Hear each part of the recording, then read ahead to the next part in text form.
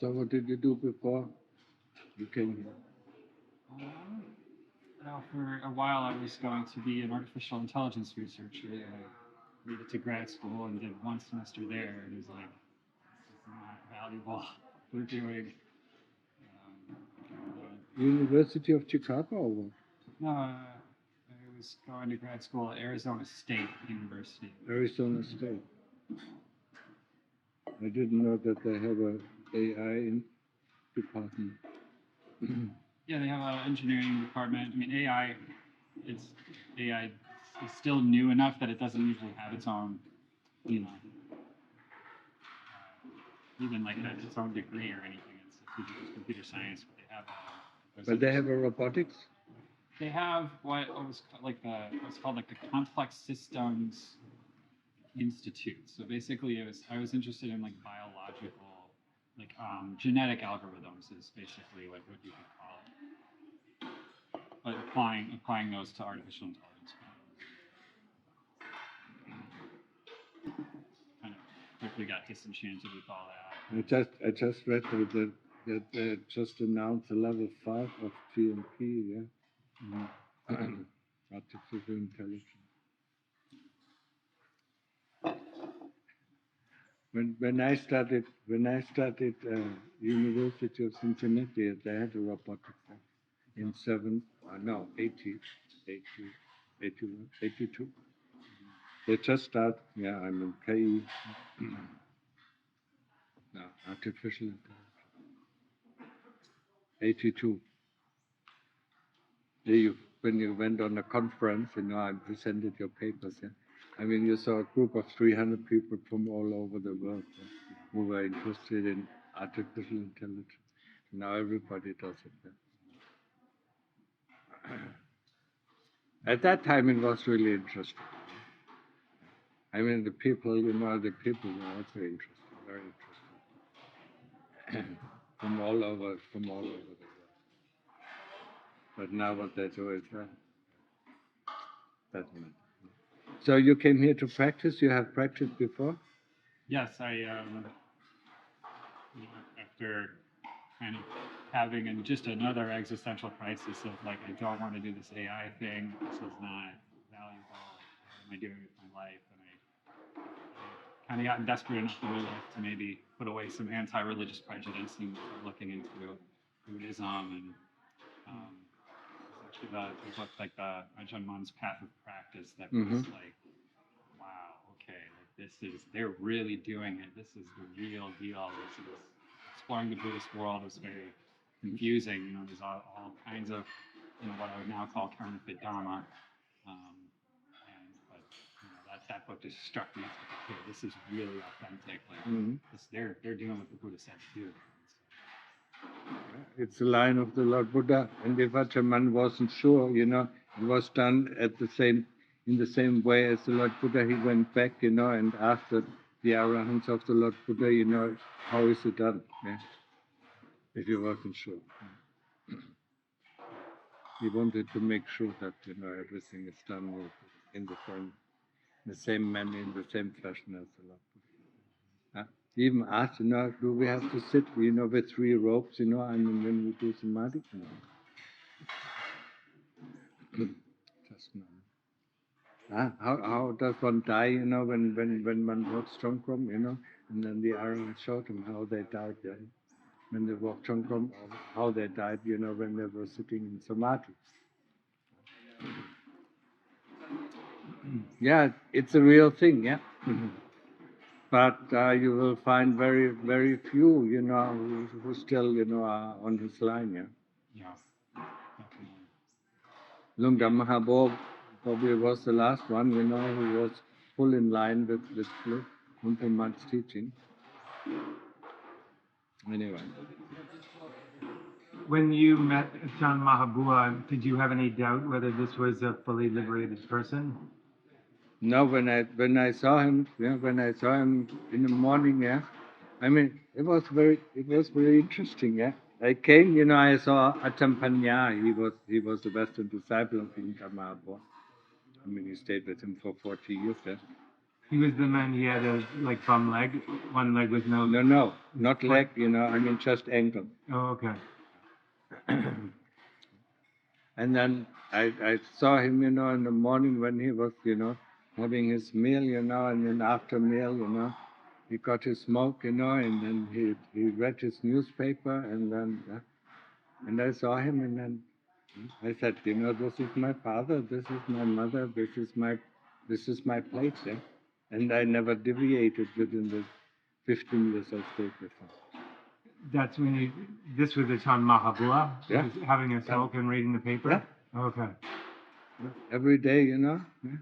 I mean, he had his style, And when he read the paper and then he saw somebody was in dire straits, and then he went into his car, I picked up some money, and went to help these people. No, I never had any doubt, yeah. I mean, I hardly had any doubt when I read his first book, straight from the heart, yeah. When I read his book, I need to see this monk, yeah. He is the one, he knows the answers to all the questions I have. And then when I saw him, it was all clear, yeah. Because he was nothing, I mean, I've been in the West for 7 years, I saw so many teachers from America, from France, from England, yeah, everyone, yeah. I mean, I was disillusioned, yeah. Also from Germany, two good teachers, they were not bad teachers, but I mean, they didn't know, yeah. They had all big egos. I'm the grandpa of Amaravati or something like that. So Sumit. And when you saw Lumta Mahabua, yeah, if he wasn't on stage, you didn't even notice him. He was not there. Yeah. Empty. Huh? Empty. Yeah, he was an empty shell, yeah. Nothing. But the moment, the occasion,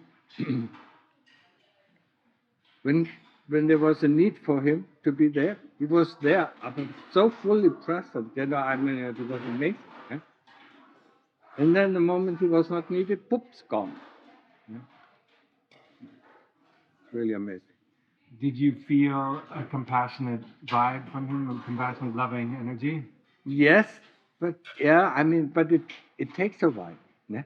Because what we think is compassion, yeah? When we come, and to see, he must be compassionate, yeah. I mean, and then he scolds you, then he hits you, and he asks you, does it hurt, yeah?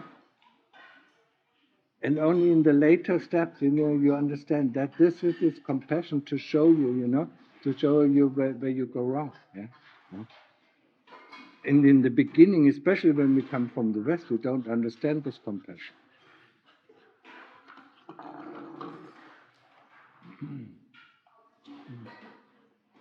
Only then, later, yeah.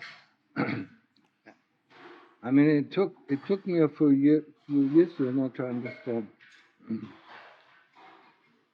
And then I realized, he only took care of a few months, yeah. He was only on the step, I mean, he said, yeah, when people asked him, how all these monks are good, he said, no, not all the monks are good here in the monastery. There are bad monks and there are good monks. Yeah?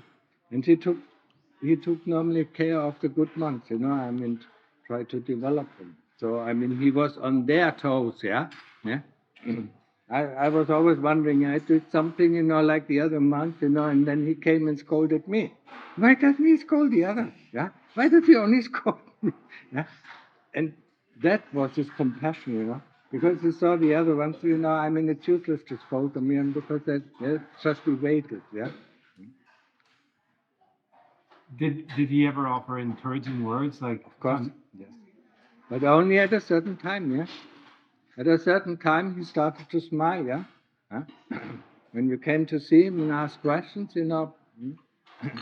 then he answered, and then he asked, and then you saw his compassion.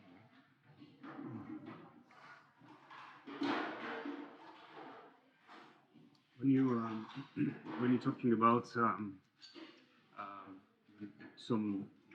good monks and some not that good monks, that's reminds me a question like we practice. sometimes we can get in the doubts about Yes. are we practicing correctly Hmm? or not enough or too much, or to put too much effort, the wrong effort. And sometimes how to judge that, to bring back to good practice. It's actually very easy. When you practice, yeah, I mean, the first thing, of course, do I keep within my 5 precepts? Yes, okay. It's not, then you're already on the good side, yeah. About practice, yeah. Am I with my Buddha or am I with my object of investigation? Then you're on the right side, no matter what it is, yeah. Very simple, yeah. But we never ask these questions, huh? We always doubt, is my Buddha wrong? No. As long as you're with the Buddha, no matter how the Buddha is, it is all correct, yeah? Or the breath, yeah? However the breath is, it is correct as long as you are observant of the breath, yeah? But we try, yeah? I mean, we are all from the West, and we try to manipulate, yeah? And that is where it goes wrong, yeah? We want the breath to be calm, but it's not calm, yeah? Or we want the Buddha to be fast or slow, or deep or shallow or whatever, yeah? And it is not, yeah? If we are observing the Buddha, or if we are observing the breath, yeah? Or observing, the object of investigation, then our practice is correct, yeah? No matter how the object of observation is.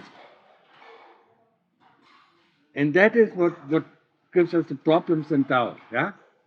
Oh, it should be like this. No, it should not be like this. It should be, yeah? Yeah? It is the way it is, yeah? To know how the things that we observe are. That's when we are on the right, yeah? Right path. Yeah? And that's very easy. Yeah? You just ask yourself, do I know how the Buddha is? Okay, then I'm on the right path. Yeah? Huh? But the doubt always creeps in, yeah? The Buddha is now this, the Buddha is now this, or the breath is now this, or the breath is now that. It doesn't really matter. Yeah? That's why I give the people who are here in the monastery, observe the animals. That's how you observe the breath or the Buddha. Yeah? You cannot control the animal. But you know what they are doing every moment when you observe them. Huh? They're climbing up, or they're finding food, or building a nest, or whatever. You know what they are doing. Yeah? And this kind of knowing is that what we need to develop when we observe the breath. Yeah? But when we observe the breath, we try to manipulate it. And that's where it goes wrong. So ask the question when you do practice, do I know what is going on? Then you're on the right path. And don't judge, yeah? And that is very difficult. I know, it's not. It should be like this, it should be like this.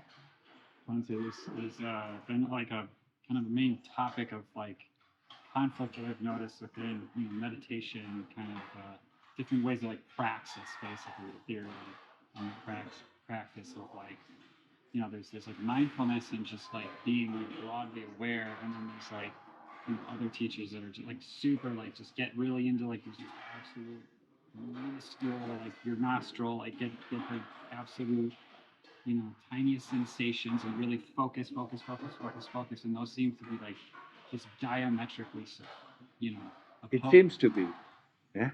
Because some people understand, and it is mostly Westerners, yeah? They misunderstand, or mistranslate sati as being mindful. Mindful is being, your mind is full of one thing. Yeah? And that is not sati. Sati is mind emptiness. But the concentration is on the object. Because concentration and sati are not the same thing.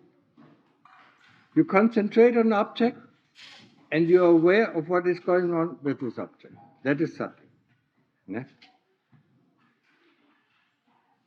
And it will split, in the times, when you meditate, it will split. The concentration is around the tip of the nose or with the Buddha, but the knowing falls to the heart where it comes from. Yeah? So sati is the knowingness, is the awareness. Yeah? And the awareness can be very detailed, but it can be also broad. I mean, the more aware you are of one of the things, it includes also the awareness of your surroundings. Yeah? And that's, people mix it up. They don't understand what is going on. Oh, no, I should be only focused on this. Yeah? But the more you're aware, the more you're aware of everything. Yeah? Because awareness is not, it's just not focused on one thing. Yeah? That is concentration, that is just focused on one thing. Yeah? But awareness is aware of everything what is going on. Can be awareness of the whole universe. Yeah? So if you understand, yeah, and it took me a long time, and without the help of Lungpa Mahapo, I would have never understood it. After a few years I was there, one time in the morning he always gave a talk, yeah. And then he told the lay people, yeah, do you understand, sati, when there is sati, there are no kilesa.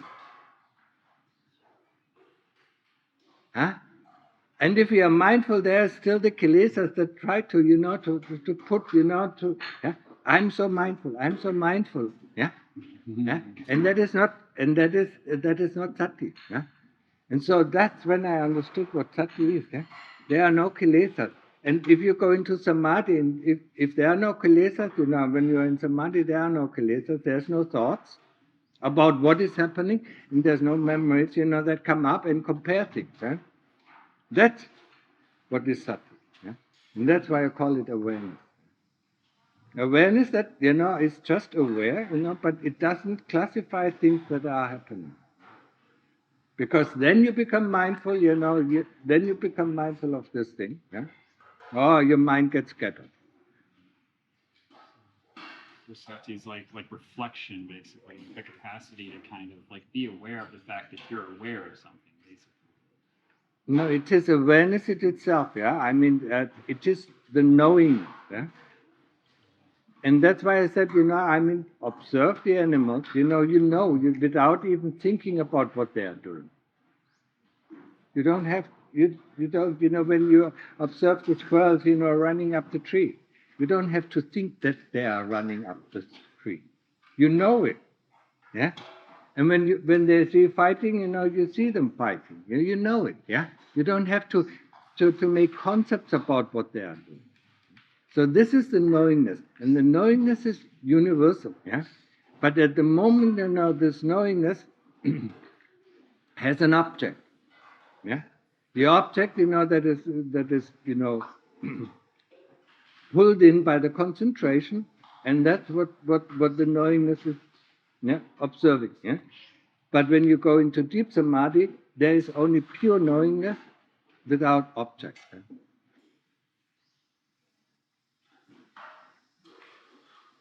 With samadhi, you would have, for example, base of breath, right? Of course. And then Yeah, so you then have there's the an object. You have to have an anchor. Otherwise, you don't know where the mind goes.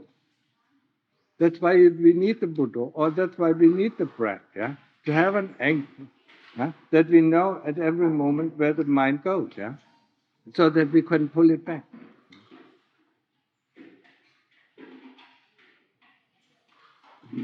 This concentration on breath included also an awareness about just a real concentration. In the beginning, you just concentrate on the breath, but the stronger your knowing of the breath becomes, yeah.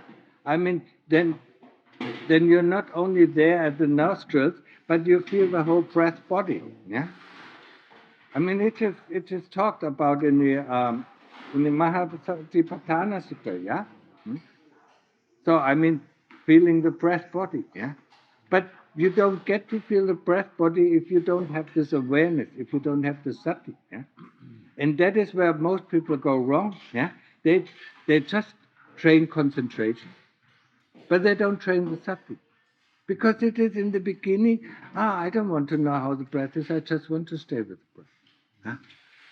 I don't know if the breath is subtle, I don't know if the in-breath is longer or the out-breath is longer, or if it is deep or if it is shallow. Just the same, because we just, I mean, that is our usual thing. Staying with the repetition, okay. And And then we get fooled by the nice feeling that comes up, and then we go to the feeling, and we don't really have an anchor. Yeah? So developing this knowingness is, if you don't know, in the beginning, just we put some labels on it. In breath, out breath, in breath, out breath, yeah? In breath long, out breath short, or out breath long, in breath short, yeah? Out breath calm, yeah? Until we develop this knowingness and it becomes automatic. So then we don't have to use the label. If we can do it already, then we don't have to use the labels at all. But this is, we don't like to do it because it's much nicer, just to sit, but this doesn't help us. Developing samadhi is developing the concentration, it's developing also the stuff. Most teachers in the West don't even know that there's a difference between concentration and sati. I think samadhi is concentration. And then, as one's concentration develops, then, for example, there could be pleasant feeling. Yes. And so you can just note pleasant feeling and then go back to you can say pleasant feeling. In the beginning, you can use labels, to make you aware of the awareness. There's a pleasant feeling, and then you instantly go back. Because if you just, if you see the pleasant feeling, then we go to it, and then after 5 minutes, they are gone. After 2 minutes, it's gone. What happens if you say pleasant feeling and go back to the breath or go back to the Buddha, then the feeling becomes more and more intense. It can become so intense that it's actually dukkha, that it's actually dissatisfying, but it also disappears. And then it goes to something else. Just knowing. And we just know this thing. We just observe what is happening. It is like it's like in artificial intelligence. You want to understand how the mind works, and now you want to understand how this construct that we call human, works. And we can only do that, when you go back in science, how did they come to the law of gravity? Observing. They didn't have any idea what is happening. They observed, And then they saw the apple, and then they looked at the feather, and looked at these things. And then, from then, they derived the laws, But for us, it is that's why there's hardly any science anymore in this world. Because people don't have time to observe, and they have to write papers in the university. And they take other papers, yes, or make studies, and then put something together. But they don't have the time. How did they observe, in the 18th century, Madame Curie, she was courageous, she observed the effect, okay, and all these physicists, be it Einstein or be it, in the 1920s, about the about the atoms, the Lord Buddha said, 2,500 years ago, the smallest building block of the universe is the atom, and then they found it 1920.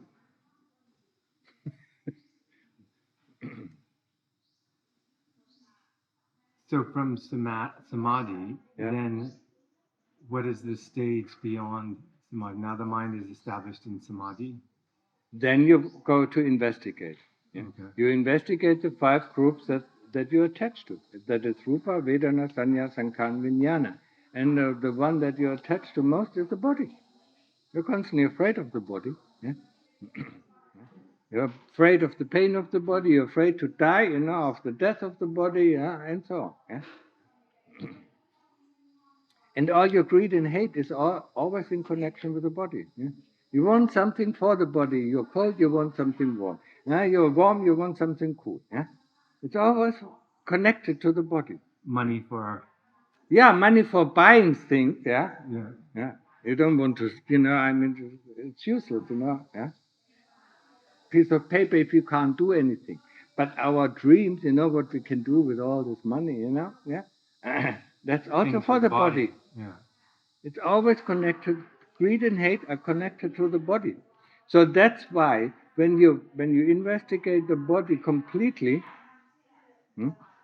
then you're not reborn anymore. Then it's like destruction of the five aggregates, or destruction of attachment to No, them, or dissolution. only destruction of the body. Yeah. Okay. Yeah. The anagami, you still have, the higher fetters, to cut, off, yeah. Hmm? And the fourth and the fifth fetter it's greed and hate, yeah? And that is connected to the body. So whoever finished the body investigation will not come back, neither in the heavenly worlds nor in the lower worlds, not in the human world. He just will fall up the ladder. So through the body investigation, detachment comes and insight that none of this is mine, and then so there's a letting go and Yes. and Yes, yeah, but this body investigation has to be taken place not in our brain. yeah. It has to take place in our heart. Yeah? Because our brain looks out there, what is there, this is this is not my body, but if somebody hits you, oh, you stupid, yeah? Huh? We can fantasize, now it's not our body, but something happens, we get sick, and then we instantly, yeah? No, the separation has to be done in the heart. We have to show, we have to show the heart that the body is something, that is not worthwhile having. And it doesn't give us any sukha, yeah? Hey. There's So you can go. So there's particularly in the Thai tradition, there's this talking of the heart versus, traditionally you think of the mind as aware. There's always this knowing in the heart versus the heart and the mind in Thai is the same word. okay. Yeah. It's called chit. Yeah, I mean, if they want to be more specific about it's not so, about the essence of the chitta. Yeah, then then they say chit. Yeah, but they're always in combination. Chitta is the mind and the heart together. Yeah? Because they don't separate it like we do in the West. Yeah? It goes together. Yeah? I mean, to separate it out, we don't see, the connection between the mind and the heart. Yeah? The heart, is more the emotional thing, yeah, and the mind is more the rationalization of what is happening, yeah. But it all, comes from the heart, yeah, and from the chitta, from the chitta, yeah. The chitta is the one that goes to the next life, yeah? Together with its emotion, together with its mind, of course, yeah? Because they are part. Yeah? But the essence of the chitta, yeah, is the essence of every being. Yeah? It's the same essence. Yeah? That's why I call, the chitta, it's a diamond. Yeah? And every person has a different diamond. Yeah? But the essence of the diamond is always the same. There seems to be a suggestion that there's like the individual chitta, but there's consciousness that goes beyond the individual chitta that's like... Consciousness is part of the chitta. So there's no talk, for example, of Chan Mahabua, of something like in the Indian philosophy, it's like the one consciousness. No.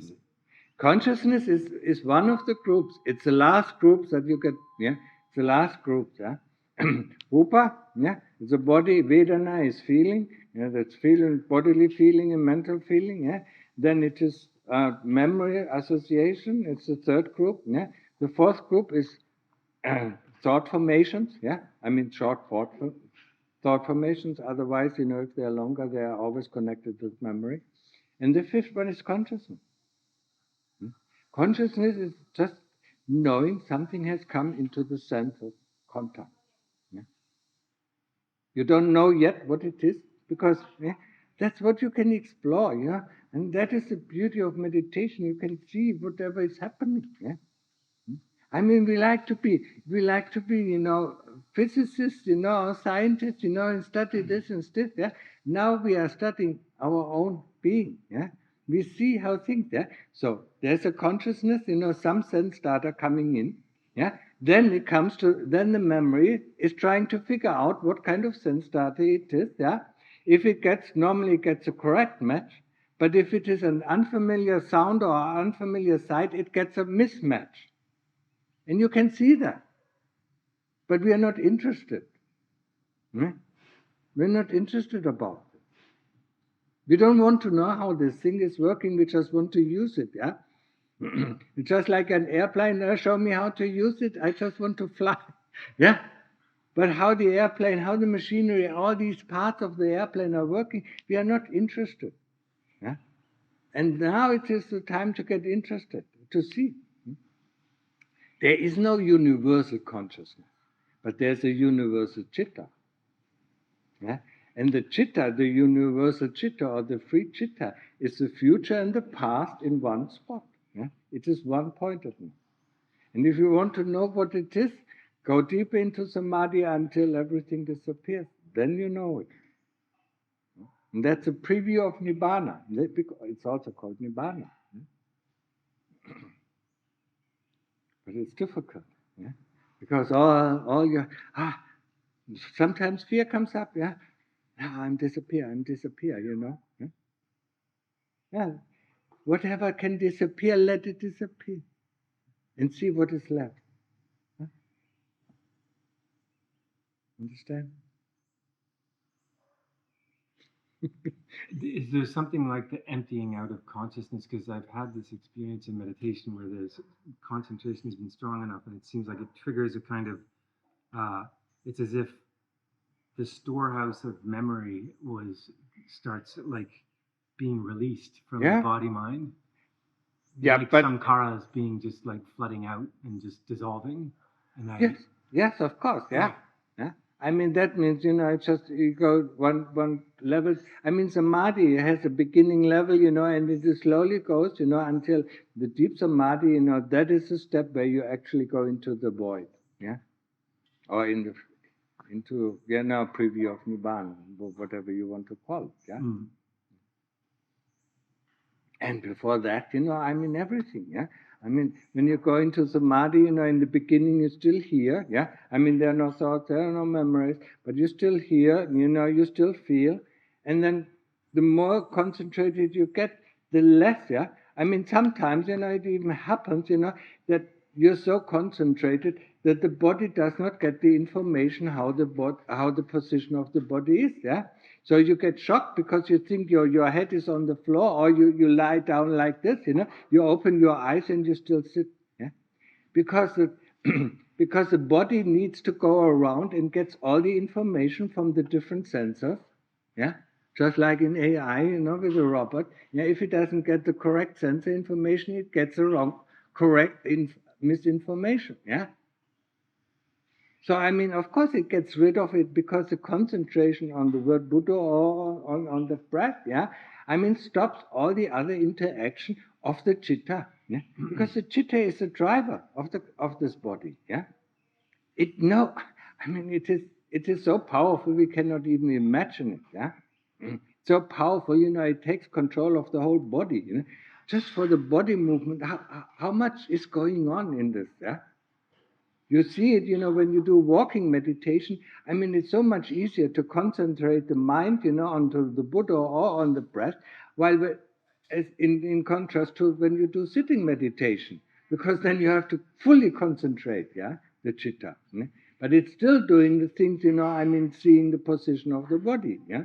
But when you go deeper, I mean, even this, the chitta doesn't have time, to go around and look for the different position. So it gives you a misinformation, and then it wakes you up, and then you open your eyes, and you say, well, what happened? Yeah? And then you go even deeper, until you don't feel anything, until you see anything, and there's only one little spot there, before you actually, dive into one knowingness, or one pointedness. Okay, so these things, all things, I mean, depending on the characters, all sort of things can happen. Yeah? So don't even worry about it, just stick with your object. Okay? it's enough for today. Yeah. I want to offer a donation. Yeah, just put it Just in put there. it in? Yeah, just Okay. put it in. I'm already tired. Yeah. So what? I can come back tomorrow. No. Yeah. Well, what is it? I wanted to know, in your talk about not defending yourself, Yeah. when you answer a question, I always feel like it's a rationalization, and that's self, the self and the rationalization. Come a little bit closer. Yeah, just stick around. You can stick around. Yeah. There's no secrets. Like when you ask me why do you smile, like Yeah. to answer that question, I have to kick in rationalization, like to rationalize an emotion, and that feels like a self thing. Yes. I mean, how do you know? I mean, you just go, and to see what is happening. Yeah. But to explain it, that's like self, the reasoning, No, there's no reasoning. I mean, that is the difference between knowing and mindful.